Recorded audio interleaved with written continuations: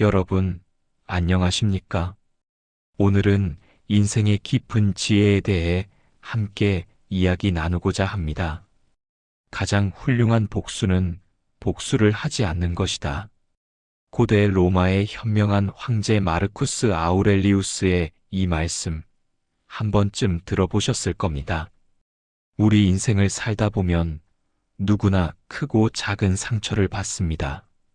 그 순간 가슴 속에서 타오르는 분노와 복수심 모두 한 번쯤은 경험해 보셨을 겁니다.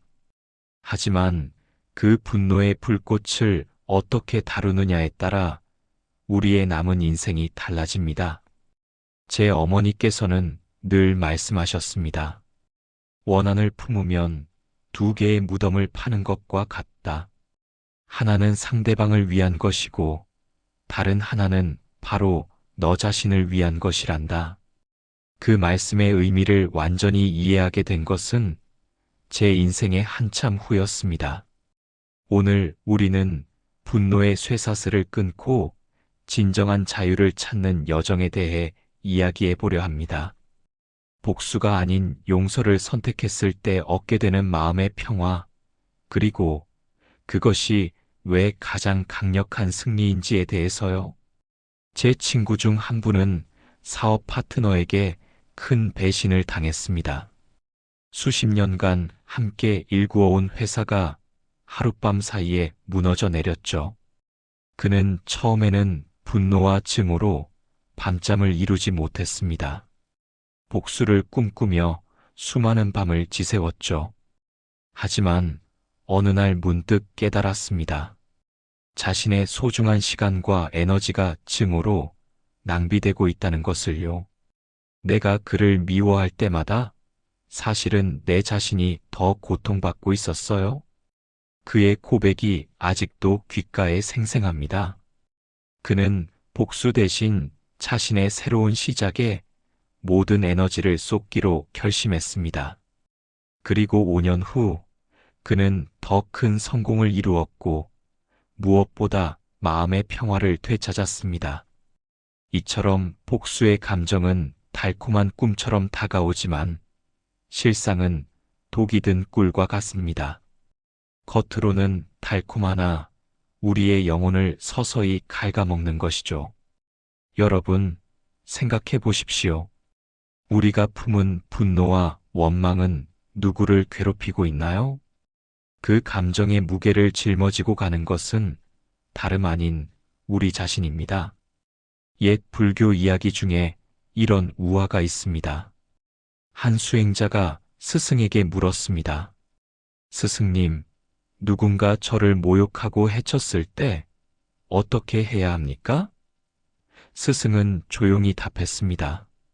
누군가 당신에게 선물을 준다면 당신이 그것을 받지 않으면 그 선물은 누구의 것이 되지요? 제자가 대답했습니다. 준 사람의 것이 됩니다. 스승이 미소 지으며 말했습니다. 그렇습니다. 분노와 모욕도 마찬가지입니다. 당신이 받아들이지 않으면 그것은 준 사람의 것으로 남습니다. 우리의 삶에서 이 지혜를 실천하는 것이 얼마나 어려운지 모두 알고 계실 겁니다. 하지만 분노의 사슬을 끊는 첫걸음은 바로 자신을 위한 선택임을 기억하셨으면 합니다. 제 이웃에 사시는 박 할아버지는 6.25 전쟁 때 가족을 잃으셨습니다. 50년이 넘는 세월 동안 그 아픔과 함께 사셨죠. 복수심으로 살아온 나날들이 내 인생을 갉아먹었다고 고백하셨습니다. 그러다 우연히 참석한 명상 수업에서 용서의 중요성을 깨닫게 되셨고 80이 넘은 나이에 비로소 마음의 평화를 찾으셨습니다. 내가 미워하는 동안에도 상대는 아무런 고통 없이 살아갔어. 결국 고통받은 건 나 자신뿐이었지. 박 할아버지의 이 말씀이 가슴에 깊이 와닿았습니다. 심리학자들은 용서하지 못하는 상태가 우리 건강에도 심각한 영향을 미친다고 말합니다. 만성적인 분노와 스트레스는 심장병, 고혈압, 면역체계 약화 등 다양한 건강 문제를 일으킬 수 있습니다. 반면에 용서를 실천하는 사람들은 더 건강한 삶을 살고 정신적 안정감도 높다고 합니다. 복수의 감정에서 벗어나는 것은 하루아침에 이루어지지 않습니다. 그것은 여행과 같은 과정입니다. 오늘 한 걸음, 내일 또 한 걸음씩 나아가는 여정이죠. 제 오랜 친구 김 선생님은 회사에서 부당하게 해고된 후 법적 투쟁을 준비하며 복수를 다짐했습니다. 하지만 그 과정에서 자신의 건강이 급격히 나빠지는 것을 경험했습니다. 뜻밖에도 그는 법적 투쟁을 포기하고 새로운 일을 시작했습니다. 내 인생의 주인공은 나 자신이지 나를 해고한 사람들이 아니더군요. 그들에게 내 소중한 시간과 에너지를 빼앗길 수는 없었어요. 그의 선택은 결과적으로 축복이었습니다. 새로운 직장에서 그는 더 큰 성취감을 느꼈고 이전보다 더 행복한 삶을 살게 되었습니다. 복수의 사슬에서 벗어났을 때 비로소 새로운 기회가 그를 기다리고 있었던 것입니다. 마음의 평화를 찾기 위한 첫 번째 단계는 자신의 감정을 인정하는 것입니다. 분노, 상처, 배신감 등 이 모든 감정은 자연스러운 것입니다. 이러한 감정들을 억누르거나 부정하지 마십시오. 대신 그 감정들을 알아차리고 그것이 여러분을 어디로 이끌고 있는지 살펴보세요. 두 번째 단계는 자신을 돌보는 것입니다. 명상, 산책, 좋아하는 취미 활동, 가족과의 시간 등 이런 활동들이 마음의 상처를 치유하는 데 도움이 됩니다. 자신의 행복에 집중할 때 상대방에 대한 분노는 자연스럽게 줄어들기 마련입니다. 세 번째로 이해하려 노력해 보세요. 상대방의 입장에서 생각해 보는 것은 어렵지만 그것이 용서로 가는 중요한 단계입니다. 모든 행동에는 이유가 있습니다. 그 이유를 완전히 이해하거나 동의할 필요는 없지만 인간적인 측면에서 바라보려는 노력이 도움이 됩니다. 제 어머니께서 돌아가시기 전 마지막으로 해주신 말씀이 있습니다. 인생은 너무 짧아 미움으로 낭비하기엔.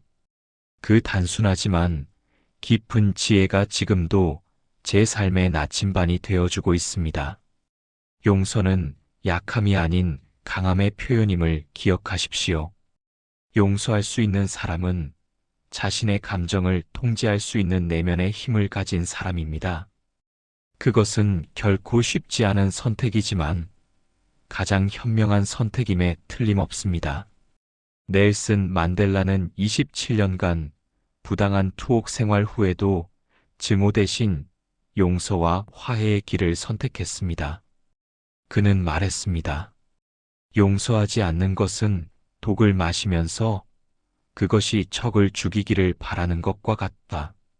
이 말은 복수가 결국 자기 자신을 해치는 행위임을 깊이 일깨워 줍니다. 우리 주변에도 이런 지혜를 실천하는 분들이 많이 계십니다. 40년 전 교통사고로 아들을 잃은 이 할머니는 가해자를 용서하고 오히려 그의 갱생을 도왔습니다. 복수해도 내 아들은 돌아오지 않아. 하지만 용서함으로써 내 마음은 평화를 찾았지. 그분의 말씀이 여전히 제 가슴을 울립니다. 용서는 과거를 바꾸는 것이 아니라 미래를 바꾸는 선택입니다. 지난 일에 묶여 있기보다 앞으로 나아갈 수 있는 자유를 선택하는 것이죠. 때로는 용서가 불가능하게 느껴질 때도 있습니다. 너무 큰 상처, 너무 깊은 배신을 경험했을 때는 더욱 그렇습니다. 그럴 때는 자신에게 시간을 주세요. 용서는 하루아침에 이루어지는 것이 아니라 하루하루 선택해 나가는 과정입니다. 제 삶에서도 쉽게 용서하지 못했던 순간들이 있었습니다. 그때마다 저는 이런 질문을 스스로에게 던졌습니다. 이 분노가 나에게 무엇을 주는가?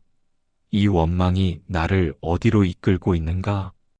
그리고 대부분의 경우 그 답은 아무것도 얻지 못하고 있다였습니다. 분노와 복수심은 마치 무거운 짐과 같습니다.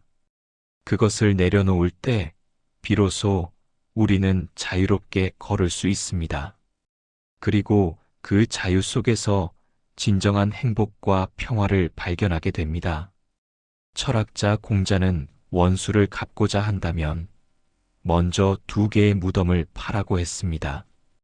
이는 복수가 결국 자신도 함께 파멸시키는 행위임을 경고하는 말입니다. 여러분의 인생에서 아직 용서하지 못한 사람이 있다면 오늘 그 첫걸음을 내딛어 보시는 건 어떨까요? 그것이 상대방을 위한 것이 아니라 바로 여러분 자신을 위한 선물임을 기억하십시오. 저의 삶을 돌아보면 가장 후회되는 순간들은 미움과 원망에 사로잡혀 있던 시간들이었습니다. 그 시간 동안 놓쳤던 기회와 행복을 생각하면 지금도 아쉬움이 남습니다. 우리 속담에 오랜 원한은 병이 된다는 말이 있습니다. 정말 그렇습니다. 마음속 응어리는 몸과 마음을 병들게 합니다. 그리고 그 병은 자신만 아프게 하는 것이 아니라 주변 사람들에게도 영향을 미치게 됩니다. 제 친구 중에 30년간 형제와 절연하고 지냈던 분이 계십니다. 부모님의 유산 문제로 시작된 갈등이 평생의 원망으로 이어진 경우였죠. 하지만 그분이 심각한 병으로 입원했을 때 가장 먼저 찾아온 사람이 바로 그 형제였습니다. 그때 그분은 깨달았다고 합니다. 내가 30년간 지켜온 분노가 얼마나 헛된 것이었는지를. 인생은 생각보다 짧습니다. 우리에게 주어진 시간은 한정되어 있습니다. 그 귀중한 시간을 분노와 복수심으로 채우기엔 너무 아깝지 않을까요? 마르쿠스 아우렐리우스는 또 이런 말을 했습니다. 다른 사람의 잘못으로 괴로워하지 마라. 그것은 그의 길이다. 당신의 길은 그것을 어떻게 받아들일 것인가에 있다. 이 지혜는 우리에게 선택의 힘이 있음을 일깨워 줍니다. 상황을 통제할 수 없을지라도 그에 대한 우리의 반응은 선택할 수 있습니다. 복수의 감정은 순간적으로는 강력해 보입니다. 하지만 그것은 허상입니다.